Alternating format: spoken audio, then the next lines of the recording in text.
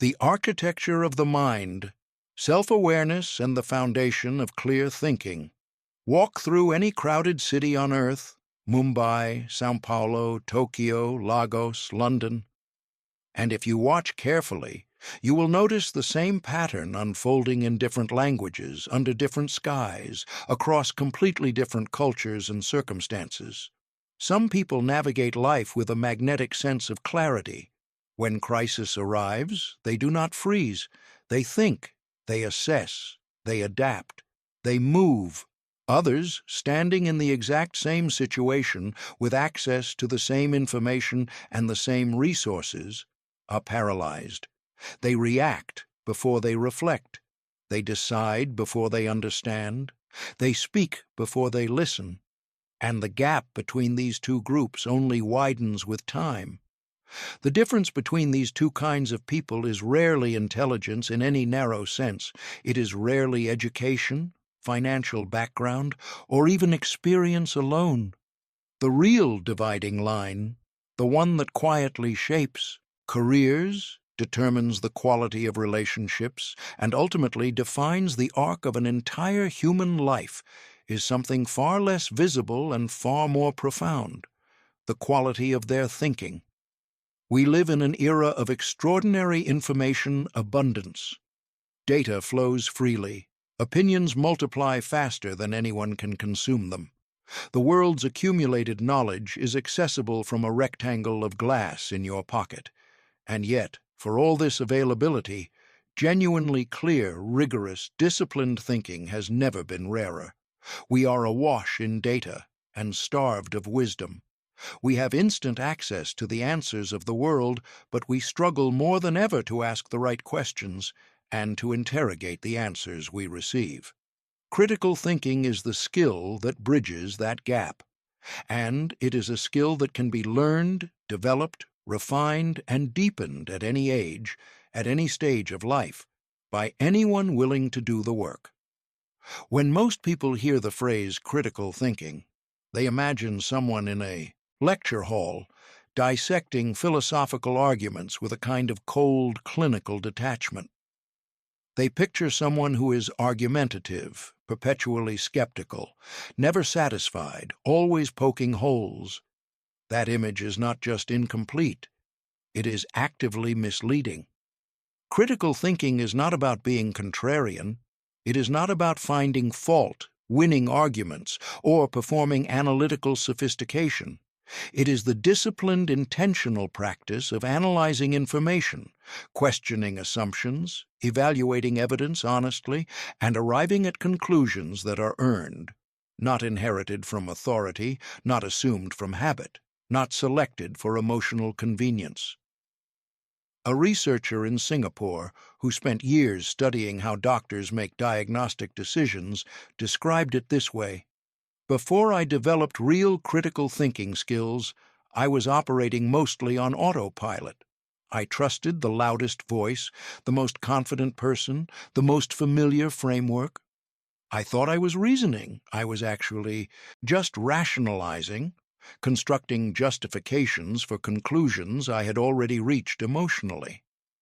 The day I began seriously questioning my own assumptions was the day my work and my life both genuinely shifted." Her experience is not exceptional. It is, in fact, the experience of almost every person who has ever made the genuine commitment to think more carefully, more deliberately, and more honestly about the world, about other people, and about themselves. The transformation is always recognizable, a quality of attention that changes everything it touches. This journey, from mental fog to genuine clarity, does not begin with a technique or a framework or a methodology. It begins with something both simpler and more difficult: an honest look at your own mind, the uncharted territory.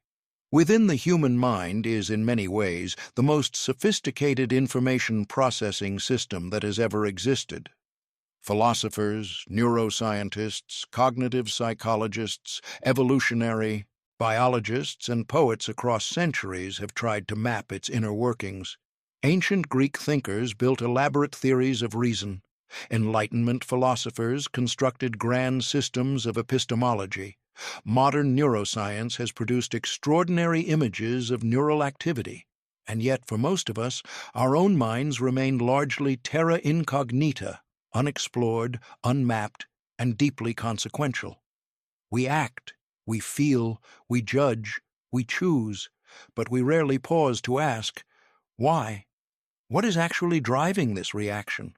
What assumption is buried underneath this belief? What experience from the past is quietly shaping how I see the present? These are not idle philosophical questions. They are practical questions with real consequences for how we make decisions, how we treat other people, and how we navigate the complex demands of modern life. This is where self-awareness enters the picture, not as a spiritual concept, but as a practical cognitive skill. Self-awareness, at its operational core, is the capacity to observe your own thinking from a degree of distance, as if you could momentarily step outside your own mental processes and watch them at work. What patterns do you notice repeating? What assumptions do you carry that have never been examined? What emotional triggers tend to hijack your reasoning before reason has a chance to speak? What stories do you consistently tell yourself about why things happen the way they do? Consider a senior architect who spent most of his career making decisions based on a single, unexamined belief that his instincts, sharpened by decades of experience, were reliably trustworthy. He trusted his gut. It had served him well enough. Until a major international project collapsed, not from a lack of technical skill, not from external market forces, but because he had repeatedly dismissed warning signals from younger colleagues whose backgrounds differed from his own. He later described what he realized in the aftermath. I had no idea how many filters I was looking through. I genuinely believed I was seeing the situation clearly. I had no idea that what I was actually seeing was a carefully edited version of reality, one that confirmed what I was already inclined to believe, and quietly excluded everything else. His story illustrates a fundamental truth about human cognition. The gap between how we think and how we actually think is almost always much larger than we imagine. We are rarely the impartial, rational evaluators we believe ourselves to be. We are narrative creatures, emotional creatures, tribal creatures, and our thinking reflects all of that, whether we acknowledge it or not. Mindfulness as cognitive practice. One of the most powerful tools for developing genuine self-awareness is mindfulness, understood not primarily as a spiritual or wellness practice, but as a cognitive discipline. Mindfulness, stripped to its essential function, means deliberately and non-judgmentally attending to what is currently happening in your mind, observing the flow of thoughts, emotions, and reactions as they arise, without immediately following or suppressing them. You do not need a meditation retreat in the mountains of Bhutan to develop this capacity.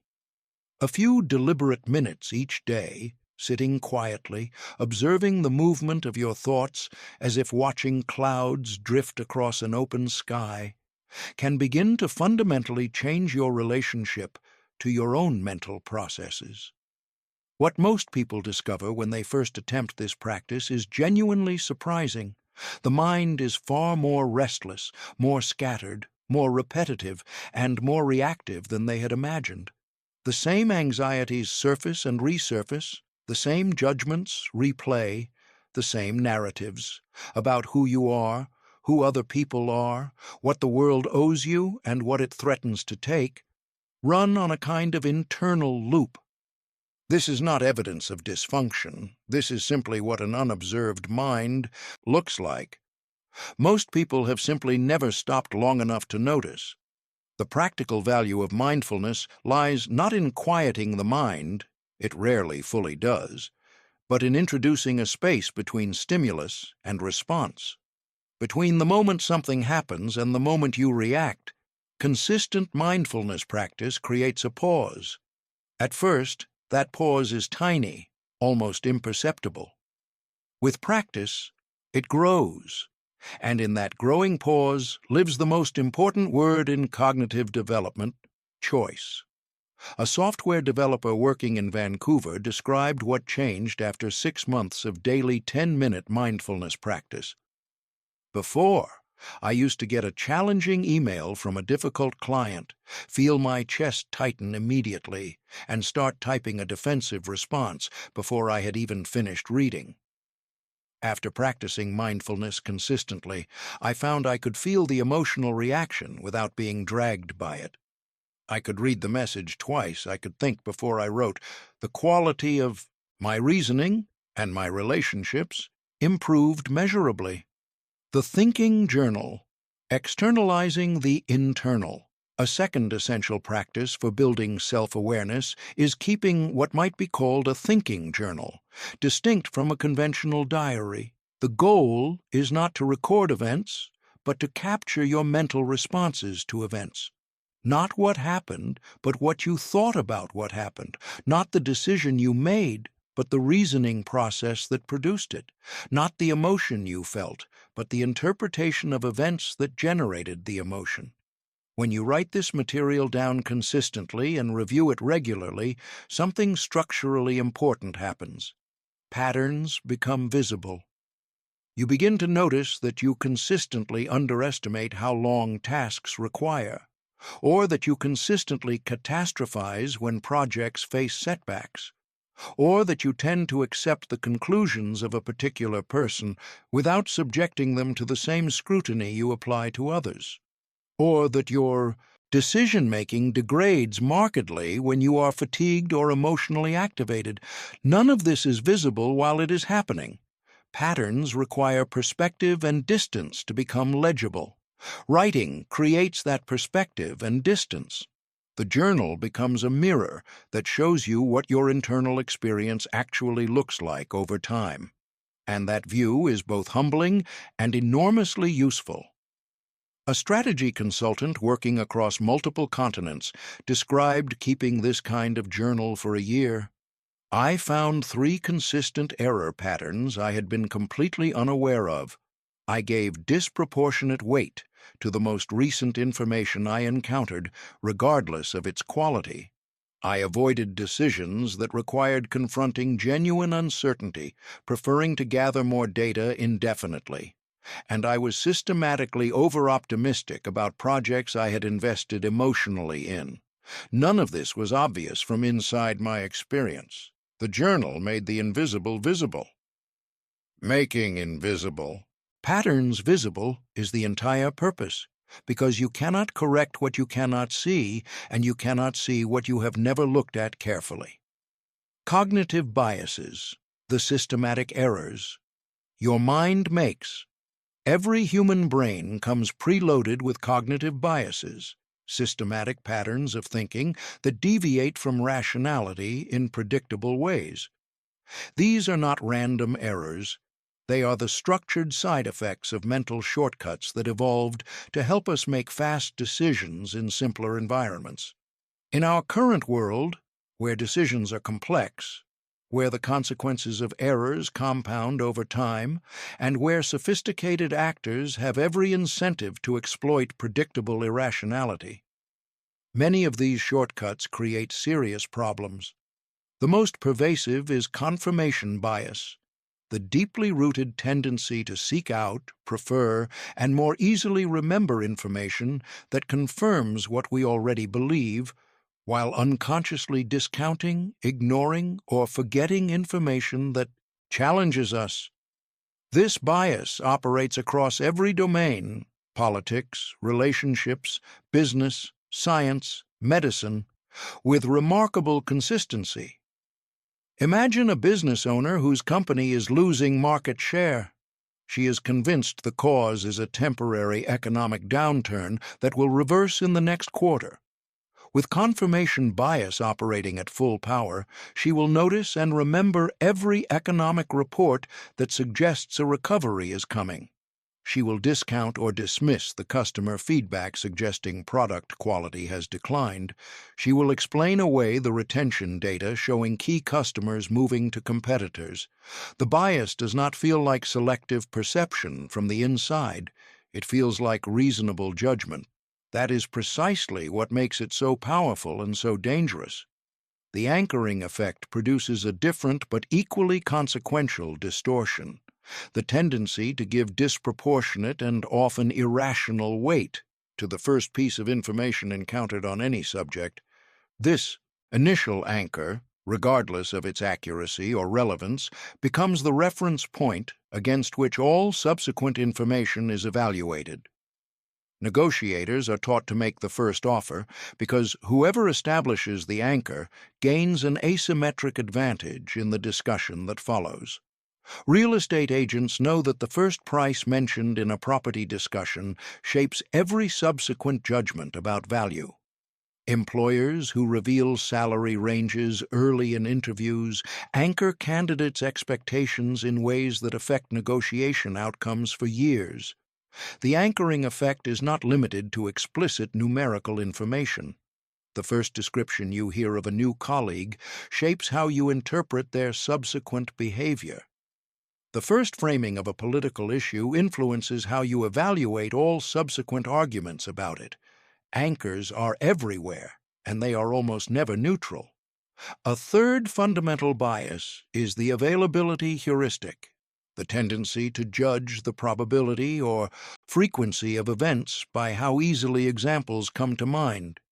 Vivid, recent, emotionally charged, and heavily covered events feel more common and more probable than less dramatic ones, regardless of what the actual statistics show.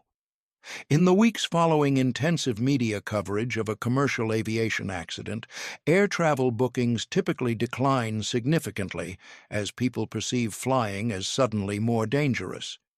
Simultaneously, those same people continue driving without increased concern, despite the fact that automobile accidents kill dozens of times more people per mile traveled than commercial aviation. The brain responds to vividness and emotional resonance, not to probability distributions. And critical thinking means learning to notice when your sense of risk or your sense of opportunity is being driven by availability rather than evidence. Moving from awareness to practice. Recognizing your biases is one thing. Doing something systematic about them requires deliberate practice. The research is clear on this. Simply knowing about a cognitive bias does not reliably protect against it. What does provide protection is the development of specific habits and structures that counteract bias at the moments when it matters most. The first and perhaps most important practice is deliberate exposure to well-reasoned opposing views. This does not require abandoning your values or convictions. It requires recognizing that your current understanding of any complex issue is necessarily partial, shaped by the particular experiences, relationships, and information sources that have formed you. Actively seeking out intelligent, carefully argued perspectives from people who have reached different conclusions strengthens your thinking, regardless of whether it changes your conclusions. The second practice is a simple but powerful self-interrogation. Before committing to any important judgment, ask yourself what evidence would be necessary to change your mind. If you cannot identify any such evidence, if you cannot imagine any conceivable information that would shift your view, then you are not holding a belief in any meaningful sense. You are holding a closed conviction, immune to evidence. Genuinely held, beliefs can, in principle, be updated. That openness to updating is not weakness, it is intellectual integrity. The third practice is the cultivation of what philosophers and scientists call intellectual humility, the recognition that your current understanding is always incomplete, always limited by your particular vantage point, always subject to revision in light of better information. The greatest contributors to human knowledge throughout history, across science, philosophy, literature, and leadership, were almost invariably characterized by this quality: a restless, productive willingness to question their own conclusions with the same rigor they applied to others.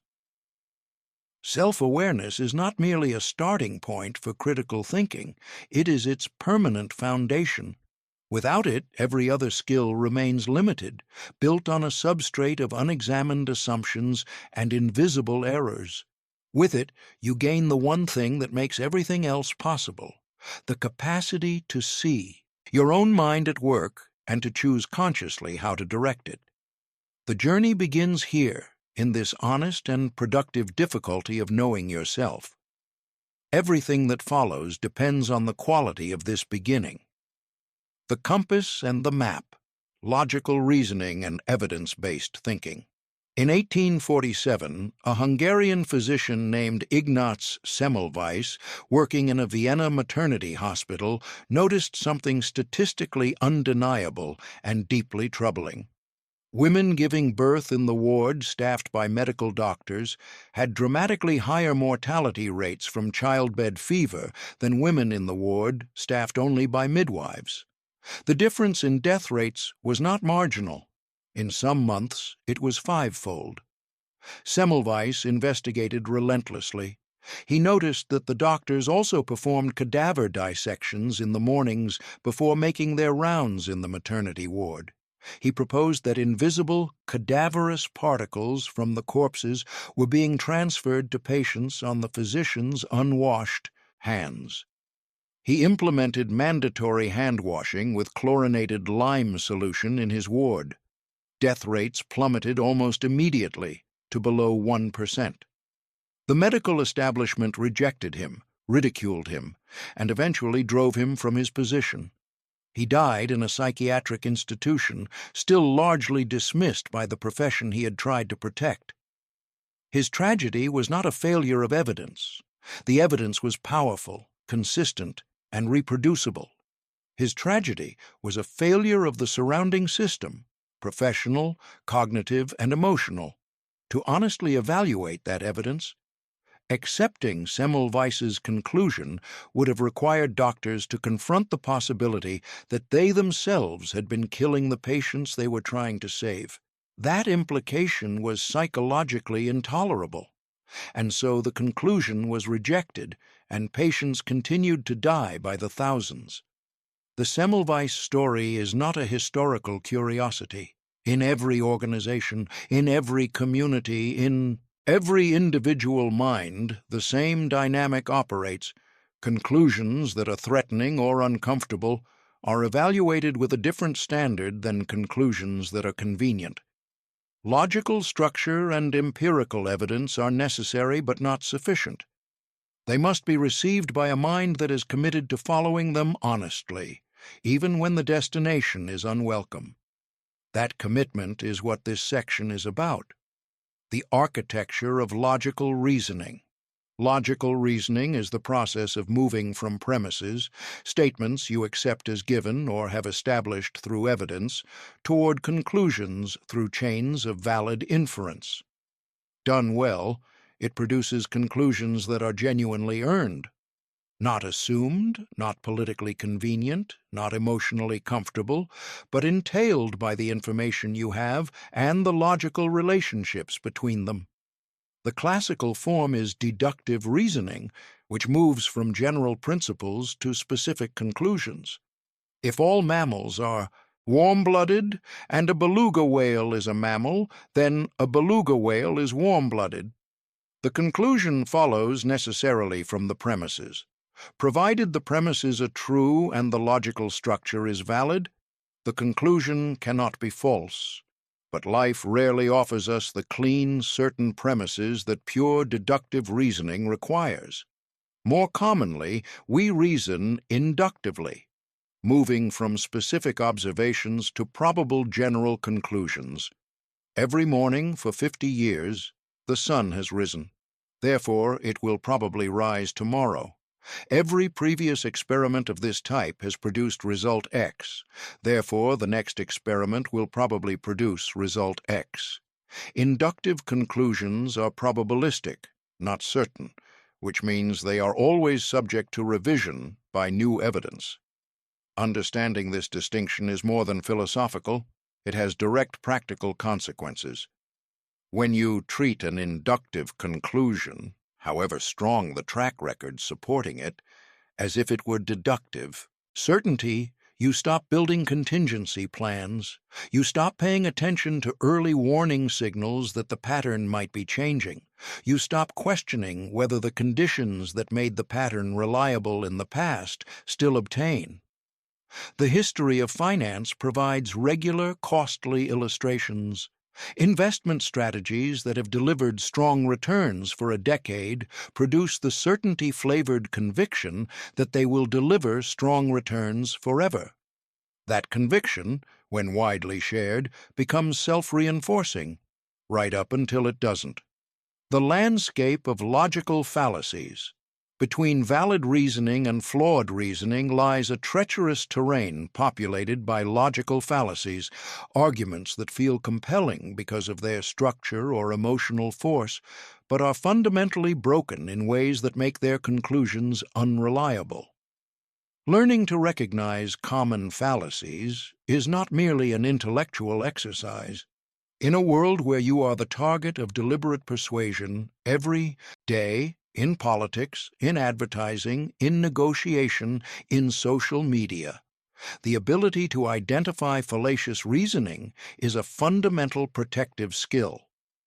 The ad hominem fallacy redirects criticism from an argument to the person making it. Why would anyone trust her economic analysis? She barely graduated from university. Even if true, this observation has no logical bearing on whether the analysis is correct.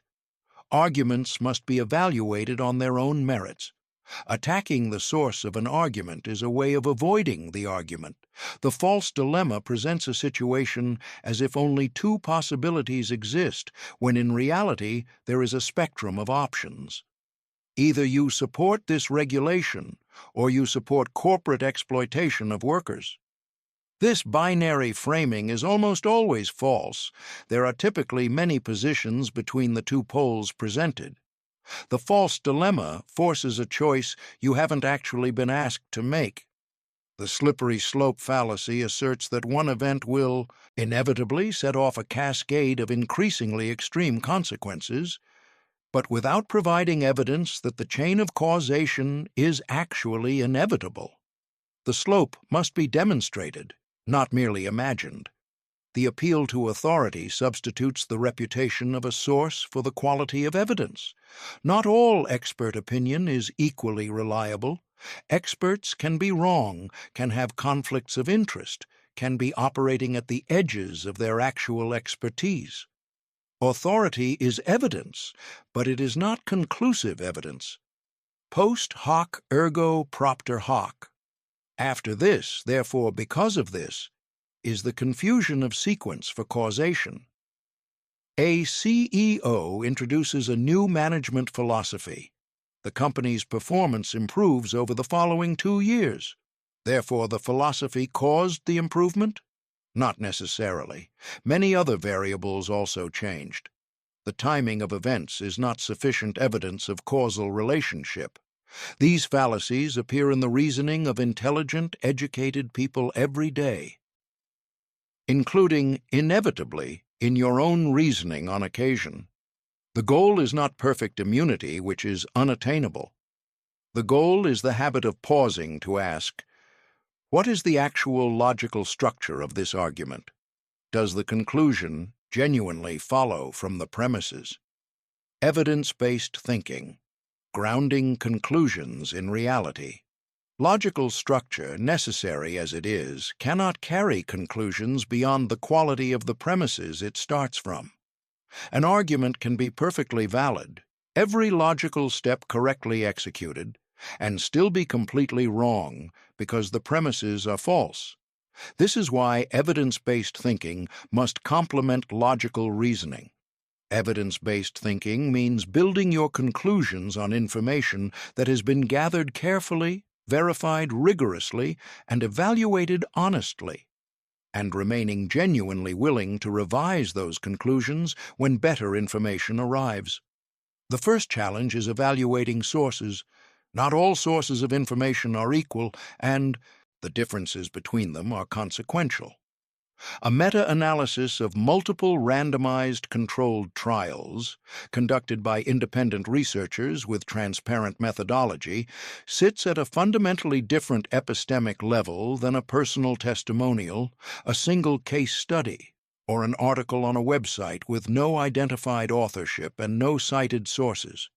This doesn't mean dismissing everything that isn't a peer-reviewed study. Much important knowledge exists outside of formal research. It means developing a clear, consistent framework for evaluating what weight to give different types of information and applying that framework consistently rather than conveniently. A risk analyst in Zurich describes her evaluation framework. For any important decision, I apply 3 questions to every piece of evidence I'm considering. First, who produced this, and what incentives do they have? Second, what was the quality of the process by which it was produced? Third, has this finding been replicated or independently validated? Those 3 questions eliminate an enormous amount of noise, and they reveal the actual epistemic foundation I'm working with. The second challenge is distinguishing correlation from causation, perhaps the most common and consequential error in applied reasoning. 2 variables can be statistically associated without one causing the other. They may both be caused by a third factor. The association may be coincidental. The direction of causation may be the reverse of what it appears. Ice cream sales and swimming pool accidents rise and fall together, but ice cream does not cause accidents. Both are caused by warm weather. Nicolas Cage's appearance in films in a given year has historically correlated with the number of drowning deaths in swimming pools that year. These correlations are real. The causal connection is non-existent.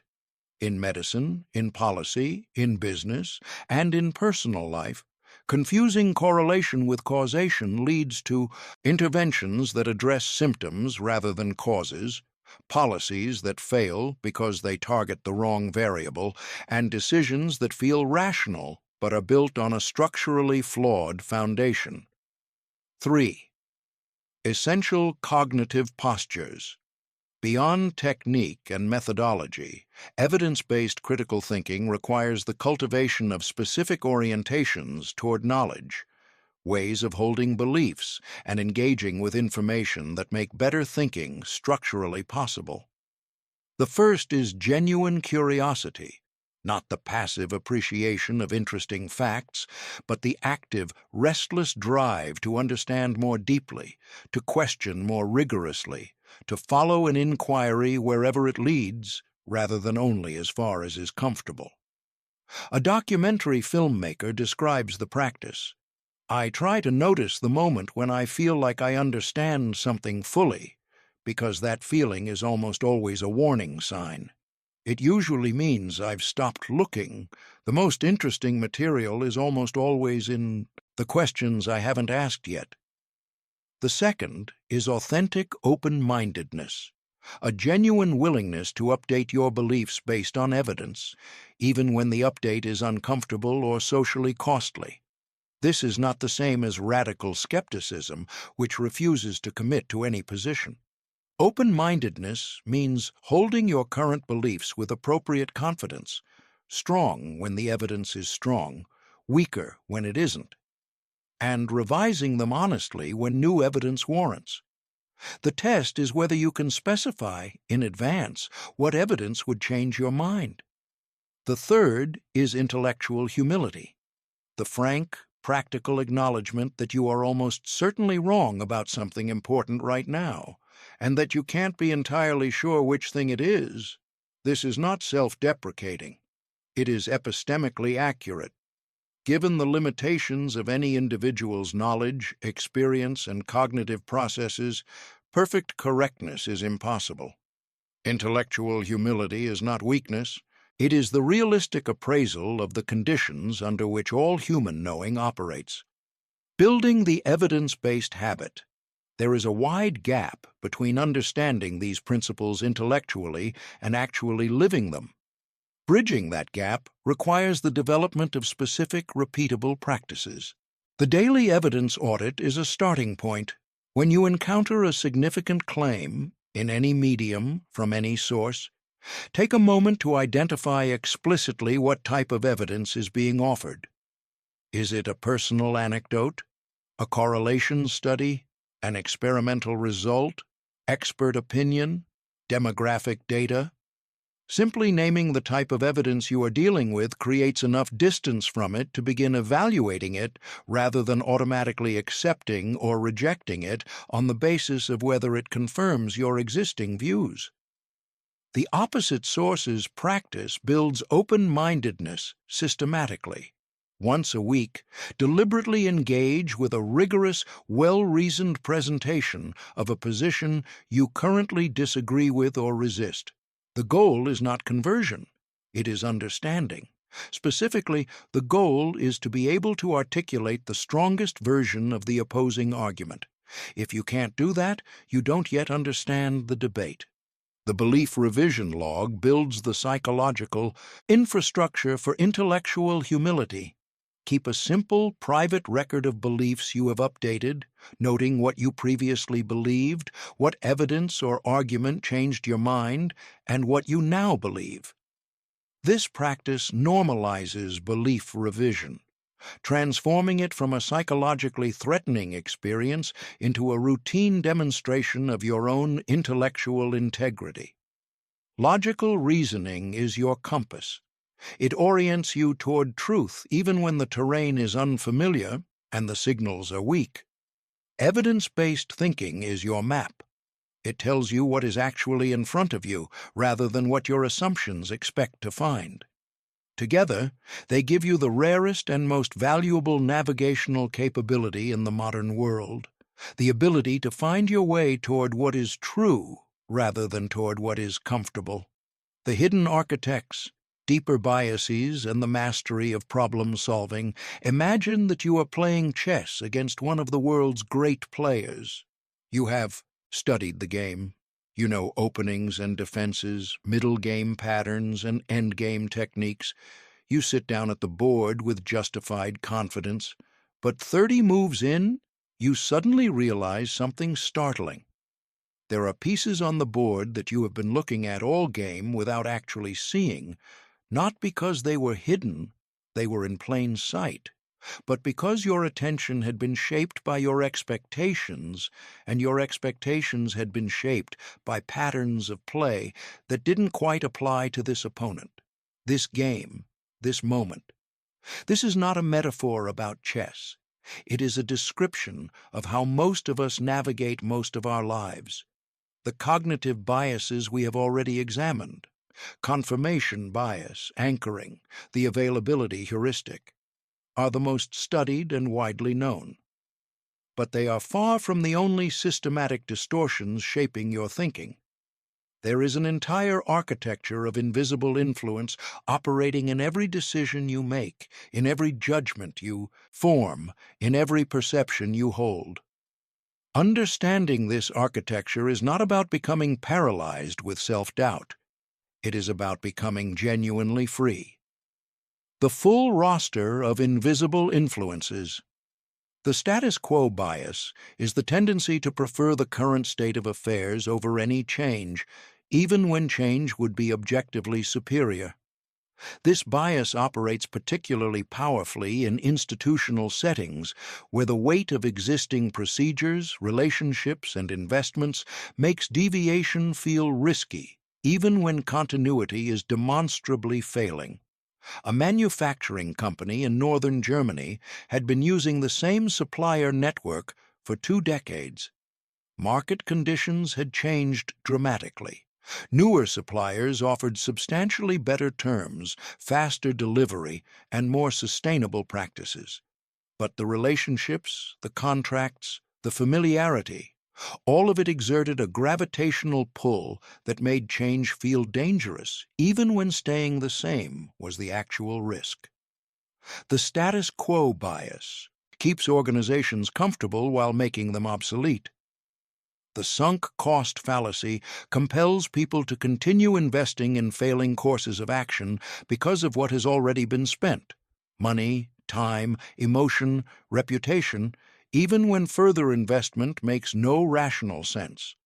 The logic seems clear when stated abstractly. Past investments are irretrievably gone regardless of future decisions. The only question that rationally matters is whether continuing or stopping will produce better results from this point forward. Yet the experience of loss is so psychologically aversive that most people, most of the time, cannot maintain this analytical detachment. A venture capitalist in Hong Kong describes watching founders fall into this trap with remarkable consistency. They have spent 2 years and several $million building a product the market has clearly rejected. The evidence for pivoting or stopping is overwhelming, but they cannot separate the decision they need to make now from the investment they have already made.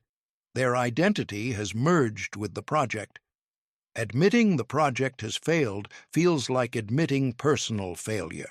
So they continue, and every month that continues makes the final reckoning worse.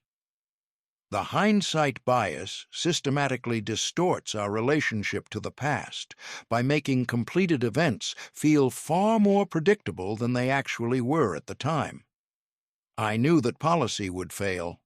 It was obvious the relationship was doomed. Anyone could have seen the company was heading for trouble.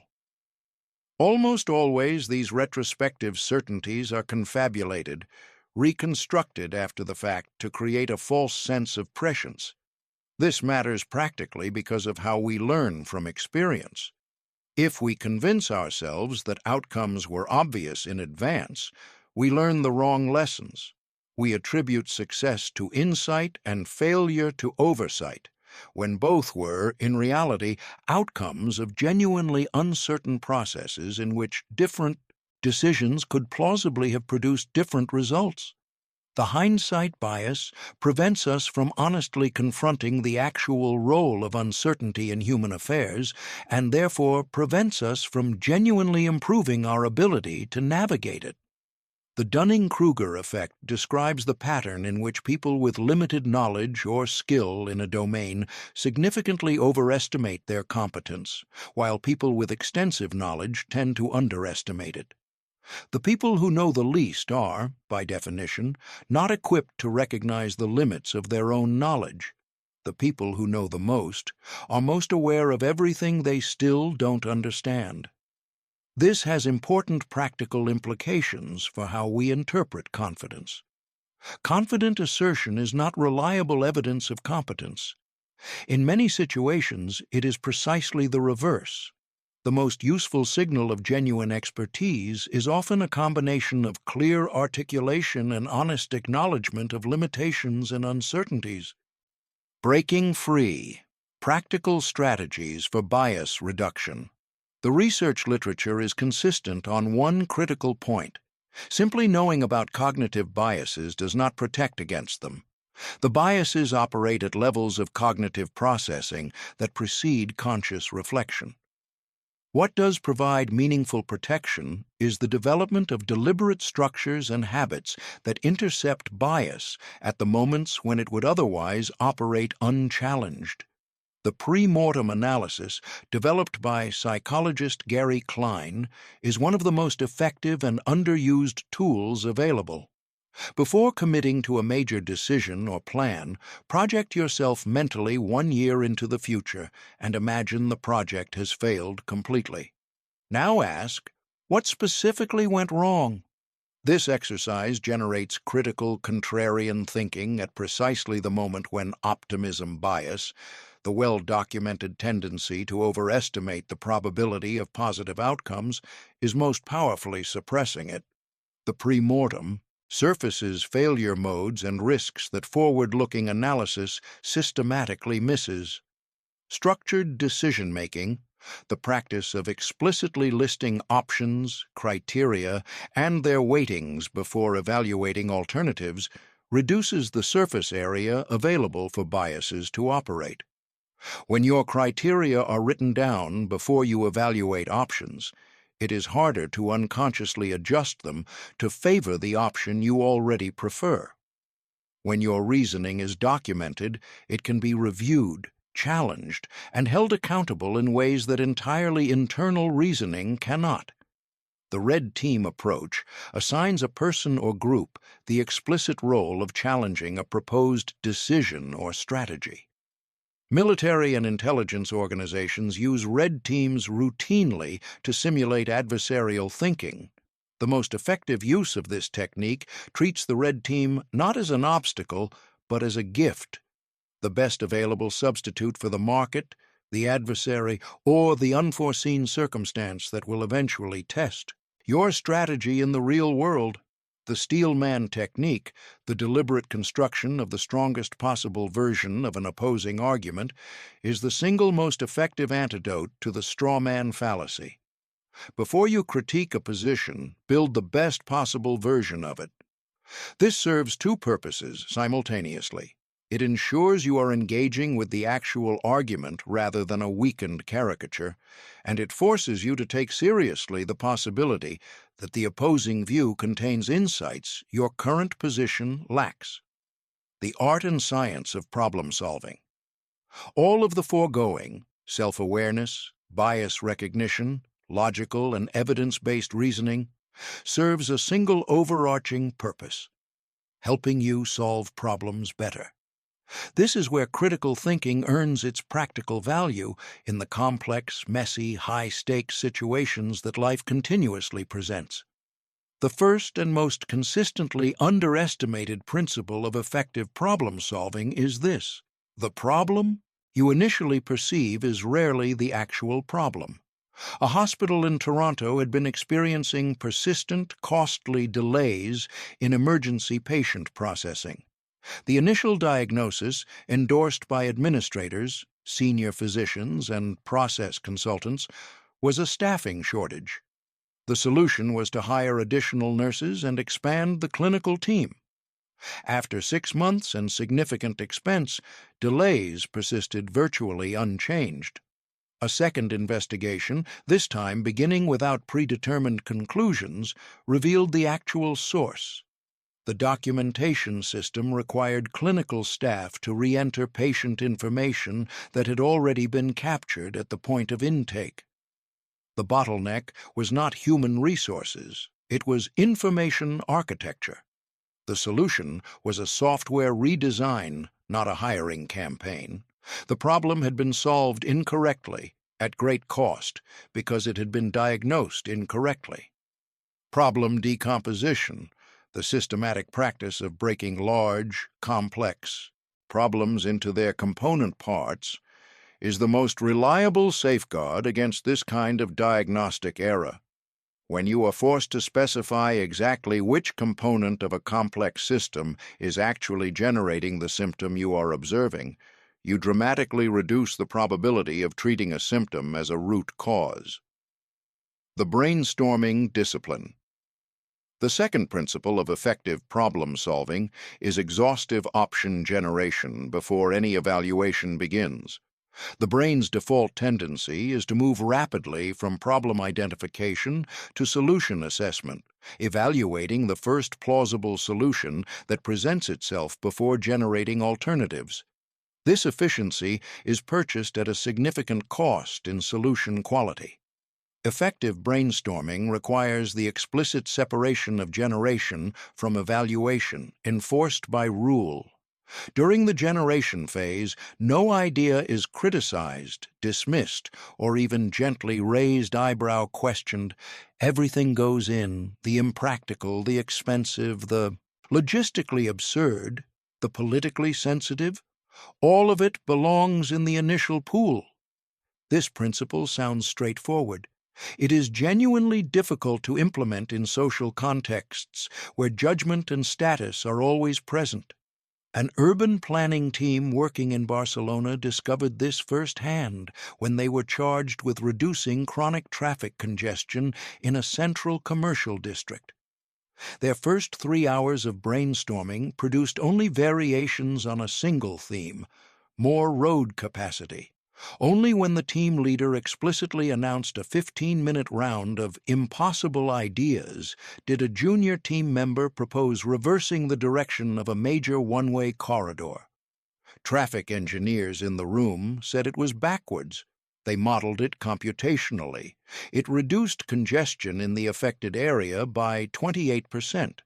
The impossible idea was, in fact, the solution. It had been waiting in the room the entire time, suppressed by the implicit social pressure of evaluation. Reframing, changing the question to change the answer. When problem-solving gets stuck, the most productive move is often not to work harder on the same problem definition, but to deliberately change the definition. Reframing is the practice of stepping back from your current framing of a problem and consciously trying on alternative framings, rather than how do we reduce customer complaints about delivery times. Try, what would a delivery experience have to look like to generate customer delight rather than merely satisfaction?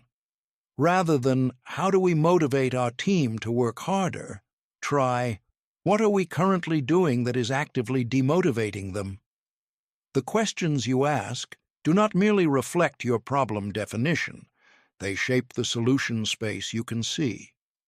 Different questions open different doors, and consistently, the door that initially seems unintuitive or contrary to conventional wisdom is the one that leads somewhere genuinely new. A noted product designer who has worked with companies across 3 continents describes her practice. When I'm stuck on a design problem, I write down the 3 most obvious questions I'm asking about it.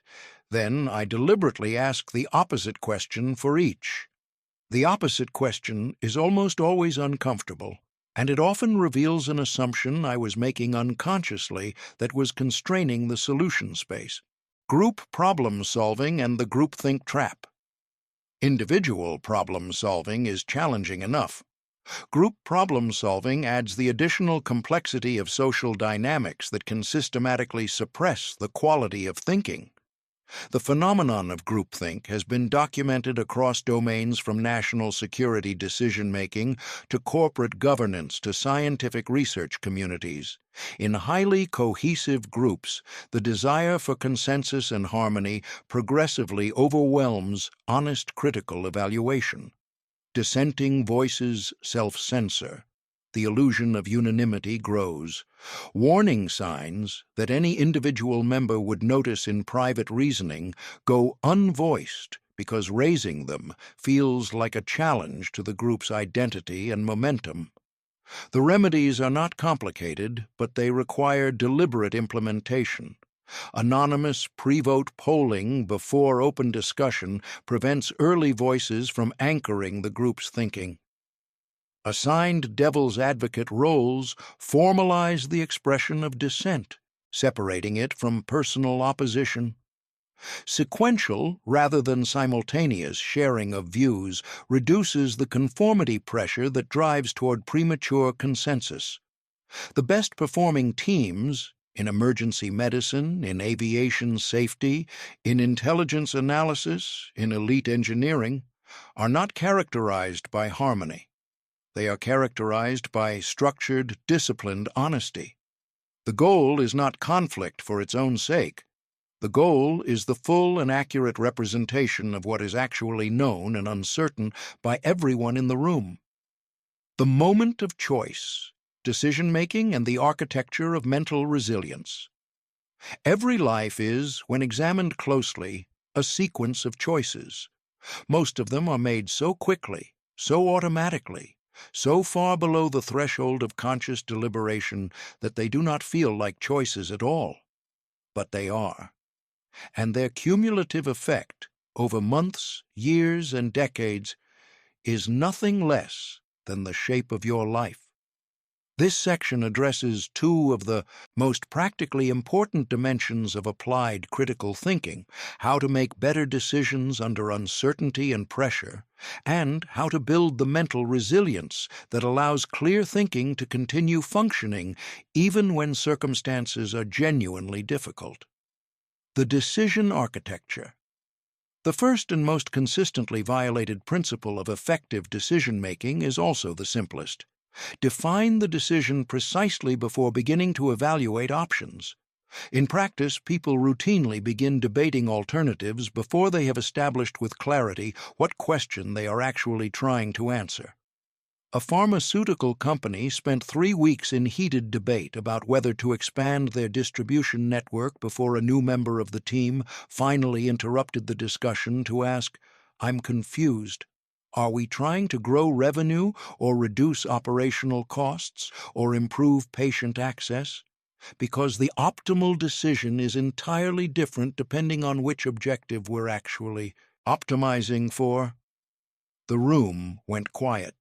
They had been vigorously debating an undefined problem. The question you are asking shapes the options you can see, the criteria you apply, and ultimately the quality of the decision you make. Getting the question right is, in most situations, more consequential than getting the analysis right. Information gathering follows, but with a critical constraint. The temptation in information-rich environments is to gather more data indefinitely, under the impression that enough information will eventually make the right choice obvious. This is almost always a mistake. Beyond a threshold, which arrives earlier than most people expect, additional information adds more noise than signal. It increases cognitive load, extends decision timelines, and often introduces rather than resolves ambiguity. The goal is sufficient, reliable information, not complete information, which is never actually available. Decision matrices and the role of intuition. For complex decisions involving multiple criteria and multiple options, structured evaluation tools, particularly decision matrices, can dramatically improve decision quality by making reasoning explicit and auditable. A decision matrix lists viable options along one axis and the criteria that matter along the other. You assign weights to the criteria based on their relative importance. You rate each option against each criterion. You calculate weighted scores. The option with the highest weighted score is the structural recommendation. This process does not guarantee the correct decision. What it does guarantee is that you know, explicitly and reviewably, what criteria you were applying, how you weighted them, and how you evaluated each option. This transparency makes reasoning accountable in ways that entirely internal deliberation never can be. When the decision produces a poor outcome, the matrix allows you to identify precisely where the analysis went wrong, a learning opportunity that a purely intuitive process does not provide. But the matrix should never be the whole story, because it structurally cannot be. It can only capture what you can explicitly articulate. Intuition, genuine, experience-grounded intuition, encodes knowledge that resists articulation. When a seasoned risk manager in Singapore gets a nagging feeling that a structurally sound deal is somehow wrong, that feeling deserves serious attention, not as a final verdict, but as a signal to look more carefully at dimensions of the situation that the formal analysis may have missed. The most effective decision-makers develop the ability to use both in sequence: systematic analysis to discipline the first impulse, intuitive sense-checking to identify when technically correct analysis is somehow missing something essential, navigating uncertainty. The most psychologically challenging aspect of important decisions is their unavoidable uncertainty. You rarely have complete information. You cannot fully predict the consequences of your choices. The future is genuinely unknown in ways that no amount of analysis can eliminate. The dysfunctional response to uncertainty is paralysis. waiting for a level of certainty that will never arrive. The adaptive response is scenario planning, explicitly constructing multiple plausible futures and evaluating your options across all of them. When you stress test each option against a range of possible futures, what happens to this strategy if the market contracts, if a key partner withdraws, if the regulatory environment changes, if a major technological shift occurs? You accomplish two things simultaneously. You identify which options are robust, performing reasonably across a variety of scenarios rather than being dependent on one particular future materializing. And you prepare psychologically for outcomes other than your preferred one, reducing the destabilization that unexpected developments would otherwise cause. A logistics director in Osaka recounts how scenario planning allowed his team to navigate a catastrophic supply chain disruption with extraordinary speed. 18 months before the crisis, we had run a planning exercise modeling what would happen if our primary manufacturing supplier had to halt operations for 60 days. We had designed a response protocol. When the actual disruption happened, for entirely different reasons but with similar effects, we weren't starting from scratch. The scenario work meant we had already thought through the second and third order consequences. Our response time was a fraction of what it would otherwise have been. Preparation is not prediction. You cannot know which specific future will occur. But you can build response capacity for a range of futures, and that capacity is far more valuable than any particular forecast. The architecture of mental resilience. Every clear thinker eventually faces a moment when the quality of their thinking is most needed and most at risk. A genuine crisis, a serious setback, a failure that challenges their deepest beliefs about themselves and the world. Mental resilience, the capacity to maintain or recover functional thinking under conditions of serious stress, is not optional equipment for someone committed to critical thinking. It is the foundation on which all other capabilities rest. The first component of resilience is emotional regulation, the ability to acknowledge strong, difficult emotions without being entirely governed by them. This is emphatically not the same as suppression. Suppressed emotions do not disappear. They migrate to become cognitive distortions, irrational convictions, dysfunctional decisions, and deteriorating judgment made without any awareness of their emotional origin.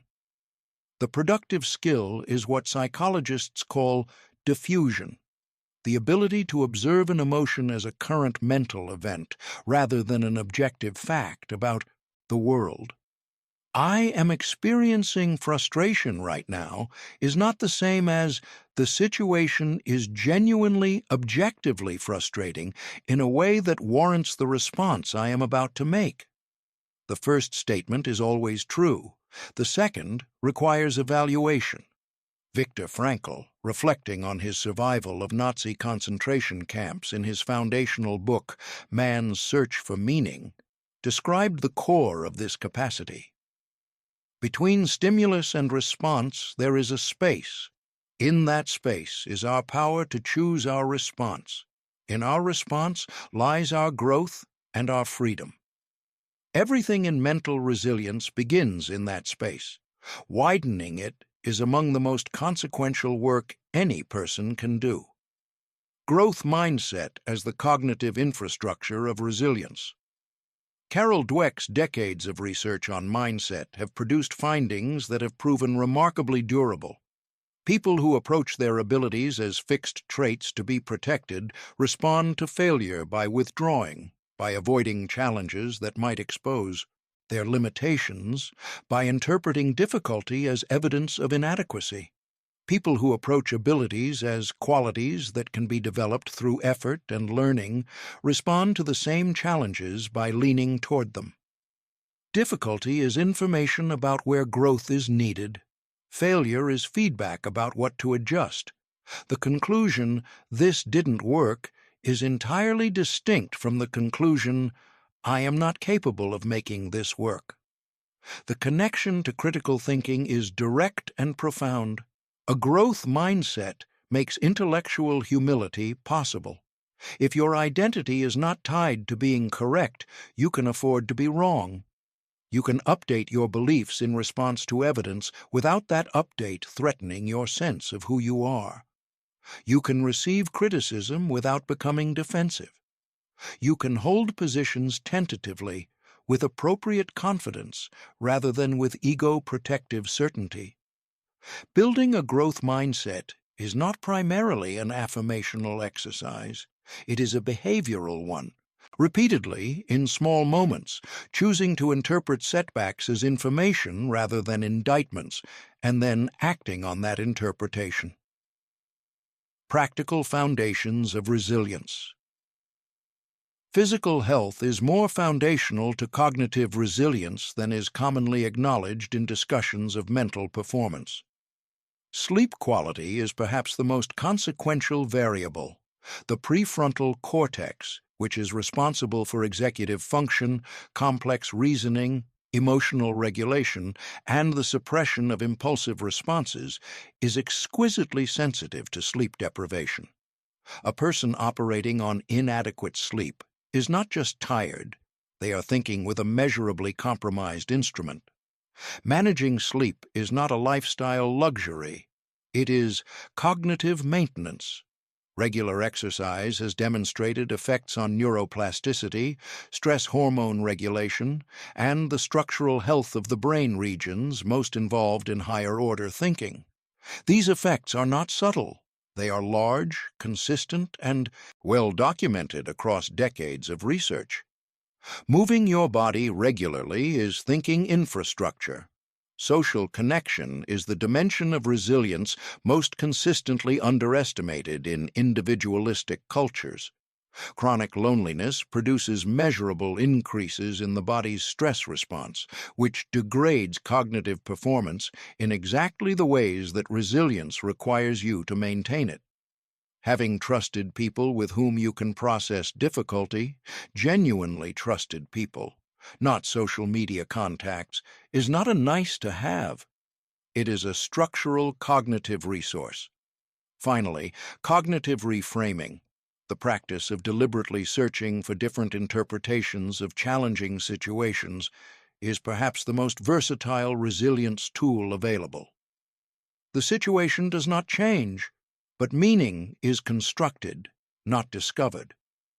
You have more agency in that construction than most people are aware of, and the meaning you construct shapes not just how you feel about a situation, but the range of responses you can see as available.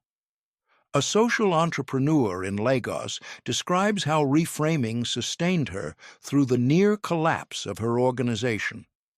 The funding fell through after 3 years of work. I let myself grieve for 2 days, genuinely, completely. On the 3rd day, I made a conscious choice. I was going to treat this as the most instructive failure I had ever experienced. Not because the loss wasn't real, it was, but because the only thing I could control was what I was going to do with what had happened. That reframe did not eliminate the pain, but it gave the pain a direction, and direction is everything when you're trying to move. Mental resilience is not armor. It is agility, not the capacity to remain unaffected, but the capacity to be affected and still think, and still choose, and still move. Speaking clearly, living ethically, and growing without end, there is a conversation happening right now, somewhere in the world, that is failing. Not because the people involved lack intelligence, not because the information isn't available, and not because the problem being discussed isn't solvable. It is failing because the gap between what one person means and what the other person hears is wider than either of them knows, and neither of them has the tools to close it. This is the most common form of human failure. Not ignorance, not malice, but the chronic, costly gap between what we think we are communicating and what we are actually communicating. Critical thinking, applied to communication, addresses this gap directly, and the implications reach far beyond individual conversations into organizational effectiveness, into the quality of democratic deliberation, into the texture of personal relationships, and ultimately into the entire enterprise of living well with other people. Active listening, the foundation. Most people skip. Ask most people what makes someone a good communicator, and the answers they give will center on speaking, articulate, persuasive, clear, confident, engaging. The ability to speak well is real and valuable, but it is not where communication begins. Communication begins with listening, and not merely the passive biological function of receiving acoustic signals, but the active, disciplined, cognitively demanding practice of constructing an accurate understanding of what another person is actually trying to convey. Active listening means being genuinely present with the speaker, not composing your reply while they are still mid-sentence, not scanning the room for distractions, not waiting impatiently for your turn. It means attending to everything that carries meaning. The words, certainly, but also the tone, the pace, the hesitations, the emotional subtext, the things that are notably absent from what is being said. It also means engaging your critical thinking during the listening process. What is this person actually trying to communicate, as distinct from what they are technically saying? What assumptions underlie this statement? What is the strongest and most charitable interpretation of this position? What does this person most need to be heard about? A conflict resolution specialist in Buenos Aires who mediates between parties in some of the most difficult institutional and interpersonal disputes imaginable describes the single most common failure mode she observes. Nobody is listening to understand. They are listening to respond, to defend, to attack. The moment, the literal moment, when someone genuinely shifts to trying to understand the other person as accurately as possible, without any agenda beyond understanding, the entire quality of the interaction changes. Problems that seemed completely intractable for months start to show pathways, speaking with precision and structure.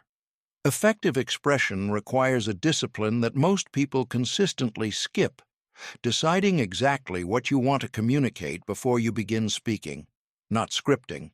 Genuine conversation is improvised and should remain so, but achieving clarity about your core message, its logical structure, and the most important point you are trying to make. This pre-communication thinking is not additional work that slows down communication. It is the work that makes communication actually function. The most expensive mistakes in organizational life, the decisions made on misunderstood briefs, the projects that proceed under false assumptions, the conflicts that escalate from miscommunication, almost invariably trace back to moments when someone assumed their meaning was clear without first ensuring that it was. Language choices matter far more than most communicators acknowledge. Jargon creates efficiency within communities of shared expertise and barriers for everyone outside them. Vague quantifiers, a lot, some, soon, significant, create false consensus. Everyone nods, everyone continues, everyone proceeds on the basis of entirely different concrete understandings. Emotional language adds power and resonance, but also noise, and the ratio of one to the other depends heavily on context and relationship. The critical thinking question to apply to your own communication: am I being precise enough that a careful, skeptical listener who genuinely wants to understand me accurately could do so from these words alone? Dialogue as a tool for thinking. Together, the Socratic method, the practice of advancing understanding through questions rather than assertions, is not merely a pedagogical technique. It is a communication philosophy with profound implications for how thinking communities function. When you ask a question rather than assert a position, you gather information. You demonstrate respect for the other person's reasoning. Capacity. You invite them to examine their own thinking from a degree of distance, often more effectively than direct challenge would produce. You create a collaborative orientation rather than an adversarial one. Effective Socratic questions in practice. What led you to that conclusion? What would need to be different for this to be wrong? What's the strongest objection to this approach, and how would you answer it? What are you assuming here that you haven't fully verified? These questions do not require anyone to be wrong. They require both parties to be more rigorous, which is to everyone's benefit. The Socratic approach is particularly valuable in organizational hierarchies, where formal authority frequently does not coincide with best available information or judgment. A leader who creates genuine safety for subordinates to raise uncomfortable questions and disagree with reasonable rigor does not undermine their authority. They amplify their organization's capacity to think clearly, which is, in the end, the only sustainable source of good organizational decisions. Emotional intelligence. The dimension logic misses. Critical thinking is sometimes characterized as cold, detached, anti-emotional. This characterization is not just wrong, it is precisely backwards. The most rigorous critical thinking is deeply emotionally intelligent because it recognizes emotion as a real, consequential, and irreducible variable in human communication and decision-making. Emotional intelligence in communication means recognizing that your listener's current emotional state powerfully shapes how your message will be received. Delivering accurate critical feedback to someone who is currently frightened and defensive will produce very different results than delivering the same feedback to someone who feels heard, respected, and safe. The feedback may be equally valid in both cases. Its effectiveness will be entirely different. It means monitoring your own emotional state and its effects on your thinking. The person in the grip of strong anger is not reasoning well, regardless of the formal validity of their argument structure. The person flooded with anxiety is not processing information accurately, regardless of the quality of the information being provided. Emotional self-awareness is not separate from cognitive self-awareness. They are the same skill applied to different aspects of the same system. It means building the relational trust that makes genuinely honest communication possible over time. In the absence of trust, people do not say what they actually think. They say what they believe is safe to say. And organizations, families, and communities whose members cannot safely say what they actually think cannot access the information they actually have. A hospital administrator in Nairobi describes what she observed across multiple institutional crises. The technical information was never the limiting factor. We always had data. The difference between groups that navigated crises well and groups that made terrible decisions under pressure was consistently whether people felt genuinely seen and trusted, enough to say what they actually knew and what they were actually uncertain about. Logical arguments, however correct, delivered without emotional intelligence, simply do not land. Ethical reasoning. Applying critical thinking to what matters. Every significant decision has an ethical dimension, often invisible, but always present. The choice to withhold information, the allocation of limited resources between competing needs, the balance between individual interest and collective well-being. These are not edge cases that rarely arise in real life. They are the ordinary texture of consequential decision-making. Ethics is not a supplementary appendix to critical thinking. It is one of its most rigorous and important applications, because ethical questions are typically the hardest questions with the highest stakes, the greatest complexity, and the least obvious right answers. The major ethical frameworks provide genuinely different illuminating angles on moral questions. Consequentialism evaluates actions by their outcomes. The right action is the one that produces the best overall consequences for all affected parties. This framework grounds ethics in reality, in actual effects on actual human lives, and forces serious engagement with the real-world consequences of different choices. Its limitation is that consequences are frequently uncertain, that they depend on who counts as all affected parties and how, and that purely consequentialist reasoning can be used to justify means that violate other important moral considerations. Deontological ethics evaluates actions by their conformity to duties and principles independent of consequences. Some things are simply wrong. They violate human dignity. They treat persons as mere means to ends. They break fundamental commitments, regardless of what beneficial consequences might result. This framework provides essential resistance to ends justify the means reasoning. Its limitation is rigidity in situations where following a principle strictly produces clearly worse outcomes than a thoughtful exception would. Virtue ethics asks not, "What action should I perform?" but "What kind of person should I be?" and evaluates actions as expressions or betrayals of virtuous character. This approach captures something the other frameworks miss: that moral life is not only about choices at particular decision points, but about the ongoing formation of character, of habits, of the person who will face those decision points. Its limitation is that it can be relatively uninformative about what specifically to do in concrete dilemmas. Care ethics emphasizes the moral significance of relationships, particular responsibilities, and contextual attentiveness, in contrast to the more abstract, impartial framing of other frameworks. It insists that the specific people in your actual life, with their specific histories, needs, and vulnerabilities, have moral claims on you that cannot be adequately captured by universal principles. The practice of ethical reasoning. The practical task is not choosing which framework is correct.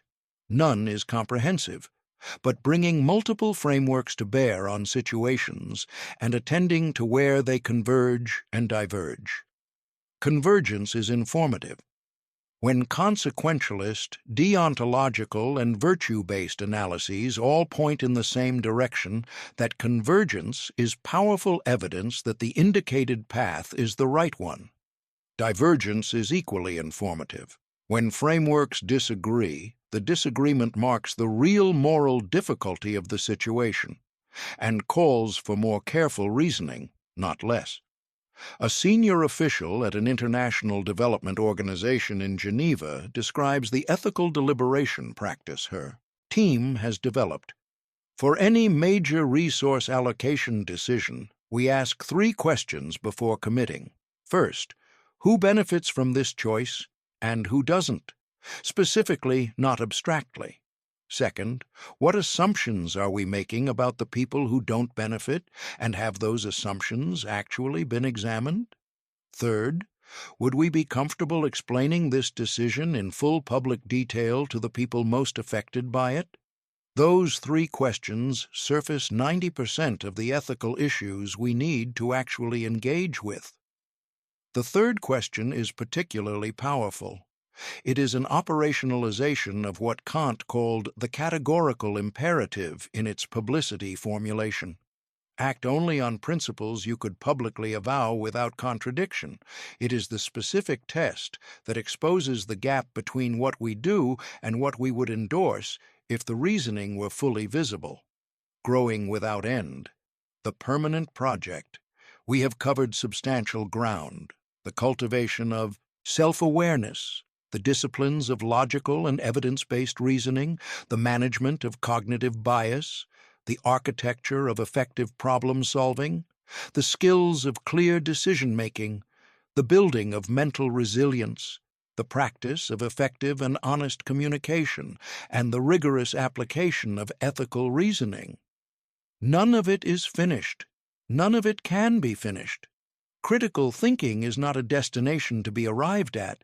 It is a direction to move in. an orientation toward greater clarity, greater honesty, greater rigor that never reaches a final terminus. And this is not a disappointing truth. It is a liberating one, because it means the work of thinking well is never complete. There is always more to understand, more to question, more to see. The world is inexhaustibly rich with material for genuine thinking. 3 practices sustain the lifelong journey. The first is radical diversification of intellectual inputs. Read across disciplines: biology and history, philosophy and economics, literature and mathematics. Follow ideas into uncomfortable territory. Develop what might be called promiscuous curiosity, the willingness to find anything interesting and the habit of pursuing interest wherever it leads. The conceptual structures you build in one domain create unexpected illumination in another. The person who studies evolutionary biology and organizational management simultaneously will understand both more deeply than the specialist in either alone. The second practice is what might be called public belief revision, the discipline of changing your mind visibly. When you update a belief based on evidence, say so explicitly. I used to believe X. Here's what changed my mind. Now I believe Y, though I hold that with appropriate uncertainty. This practice does 2 things. It models the intellectual virtues of honesty and humility for those around you, contributing to a culture in which updating is respected rather than treated as weakness, and it builds your own psychological relationship with belief change, making it feel like integrity rather than defeat. The third is community, finding people who take ideas seriously, who push back on your reasoning, who bring perspectives genuinely different from yours, who are themselves committed to the same practices of honest inquiry. The intellectual quality of the people you regularly engage with is one of the strongest predictors of your own intellectual development, not because you should defer to them, but because challenging, honest, knowledgeable peers make better thinking both possible and necessary. The final word. We began this journey by observing a simple but profound pattern. Some people navigate difficulty with clarity, while others are overcome by it. We have traced that pattern to its source, not in native intelligence, not in circumstance, not in fortune, but in the quality of thinking that each person brings to the full complexity of their experience. The quality of your life is determined by the quality of your thinking. This is not a slogan or a motivational abstraction. It is a description of how things actually work, the decisions you make, the relationships you build, the work you do, the problems you solve, the ethical choices you navigate. All of them are shaped, moment by moment and year by year, by how well you think. What you have encountered in these pages is not a complete manual. The field is too rich, the human mind too complex for any single work to exhaust it. What you have is a set of foundations, a way of orienting yourself toward knowledge, toward your own mind, toward the conclusions you hold and the evidence behind them, and toward the other people whose lives and thinking intersect with yours. The deeper work is yours. It consists of the daily practice of noticing your own mind at work, of questioning what you find there, of seeking better evidence and more honest reasoning, of building the relationships and the habits that support continued growth. This work is never finished, but it compounds, and over time the compounding effect of cleaner thinking on a life is enormous. Think clearly, question honestly, act with integrity. The world needs this work more than it can say, and you are exactly the person who can do it.